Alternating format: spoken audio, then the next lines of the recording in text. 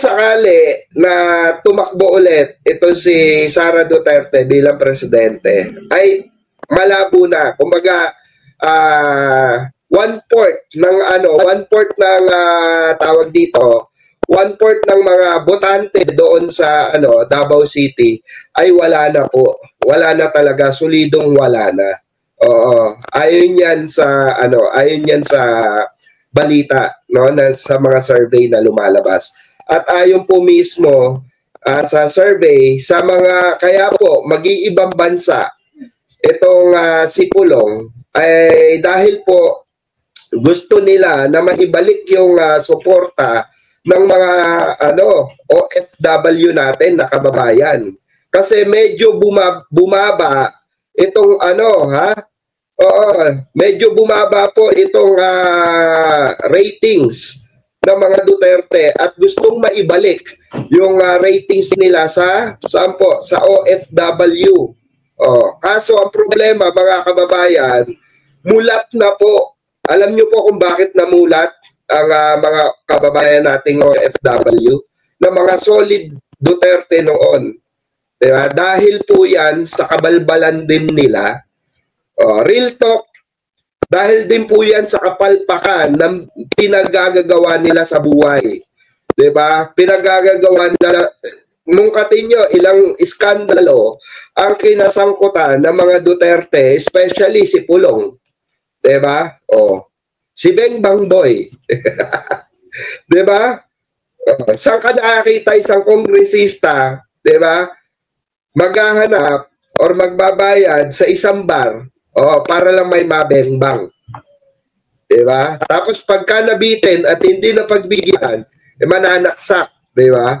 Nag-trending yan. Isa yan sa mga dahilan kung bakit talagang nawala ang bilid. Kasi puro angas lang, puro yabang. At ilang beses na rin sila napahiya sa mga paghahamon.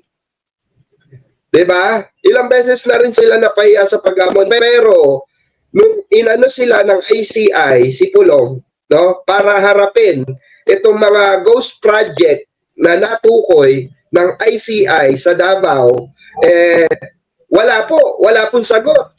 So ano ibig sabihin nun, mga kababayan ko? Mga kabengador, ano ibig sabihin nun? Meron tinatago, di ba? Kasi sila ang mali dyan mga kababayan Sila po ang mali dahil nagbibigay sila ng hint na tayo'y mag-isip na sila ay hindi karapat-dapat suportahan. Diba? Dahil sa kinikilos nila, dahil sa mga salita nila. Sila mismo ang nagbabaksak sa sarili nila.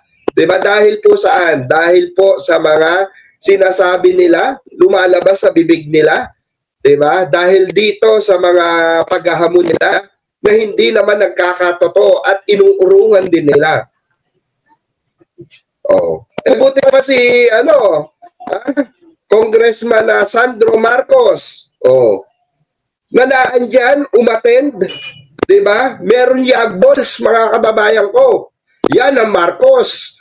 Meron yagbols, diba? Mga Duterte, sorry to say mga DDS yung mga Duterte, asaan? Asaan ang betlog niyan? Di ba na nasa lalamunan? Di ba? Si Bato, itinuring na isa sa mga sabi nga ni Digong, yan si Bato, that's squad man yan. Madami na rin pinatay yan. Ang angas noon. Go ahead, Trillanes, make my day. Sumama ka sa pag-post sa akin. Asaan ngayon? Asaan ngayon yung tarapatang minuto, sabi ni Robin. Diba? Kung meron, sabi nga ni Binoy, mga kababayan, yung bobo nating senador, pinakang bobo sa lalat ng lupa. Sabi nga ni Binoy, mga kababayan, diba? Kung meron ranggo ang mga duwag, si Bato po, general. Diba? Naku, magagalit na naman mga DDS kay Mirador Pikwan ito. I-red tag na naman tayo, di ba? kukunin na naman yung mga video natin at ikakalat na naman sa Facebook. No? O, ganyan ang gawain ng mga DDS eh. Pag nasaktan sila, i-red tag tayo sa Facebook. Kukunin yung video, tapos mananawagan, i-massive report yung page natin. Ganyan yung gawain nila. Pagka wala na po sila sa argumento or hindi na sila makasabay sa argumento ng mga kagaya natin vlogger, wala na. Yan ang talagang panglaban nila. Mass report. Naka-yellow nga ako ngayon eh. Buti hindi ako naka-red flag ngayon sa yung page ko kasi may nag-mass report sa akin, naka-yellow ako, patay tayo dyan. Restricted na naman tayo. Diba? Hindi kasi, bakit ba kailangan mapikon sa mga argumento? Kung meron naman kayong argumento, ilaban nyo eh. Kasi meron kaming argumento na kaya naming ilaban. Kumbaga kaya namin ipampukpukan ng itlog. Diba mga kababayan? Kaya namin makipagdikdikan. Diba? Kasi yung mga namin, yung mga sinasabi namin dito, it's facts. Diba?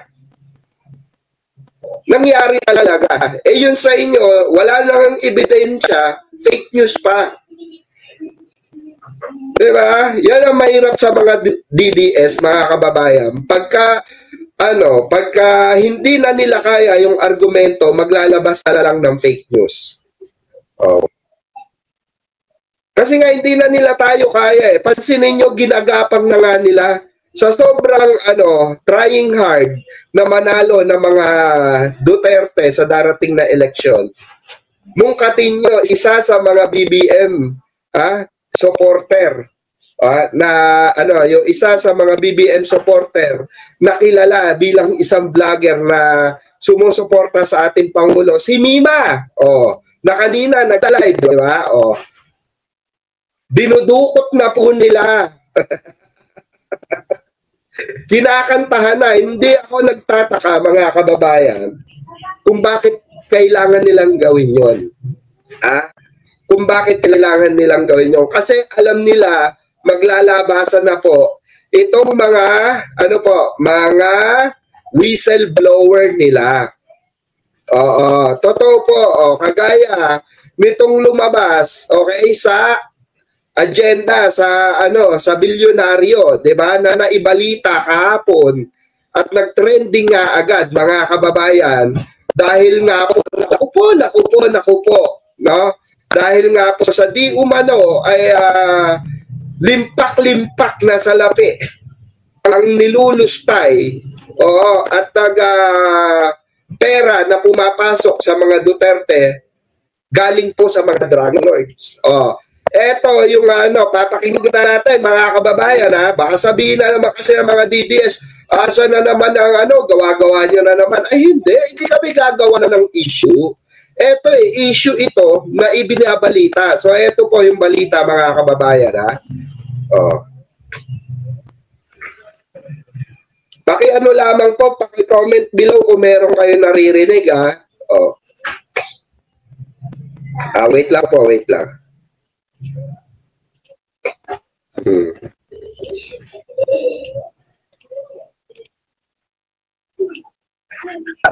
Isang bagong affidavit ang lumutang kaugnay ng umano'y katiwaliang kinasasangkutan. Wala pa nga isang taon mula nang ma-impeach si VP Sara.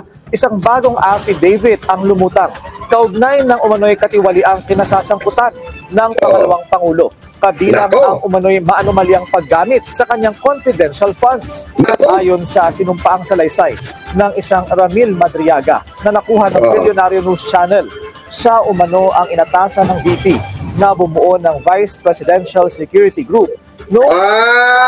Okay, patuloy muna natin. Kaya pala, mga kababayan, kaya pala sa nabukal ang security personnel nitong kumag na vice presidente natin na ito. No? Itong mga kumag na ito ay binuo at pinabuo, no? Dito sa di umano bagman na nino po ng mga Duterte. Nako. Lumalabas dito, mga kababayan, kung saan talaga napupunta itong ano natin, mga taxes natin. Marami bang pasabog yan? Diba? Marami pang pasabog yan sa mga susunod na araw for sure. Dahil kakapirma lang po daw, di umano, ito yung sa balita na nasasagap ngayon, kakapirma lang ng bagong affidavit. Naku po, laban kay BP Sara. Pakinggan pa natin. Manalo ito sa 2022 elections.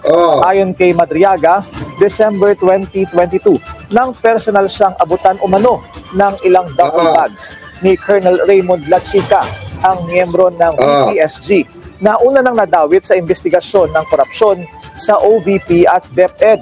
Ang mga duffel bag na ito naglalaman daw ng 33 to 35 million pesos each. Isa raw ang dineliver sa isang mayor sa Laguna.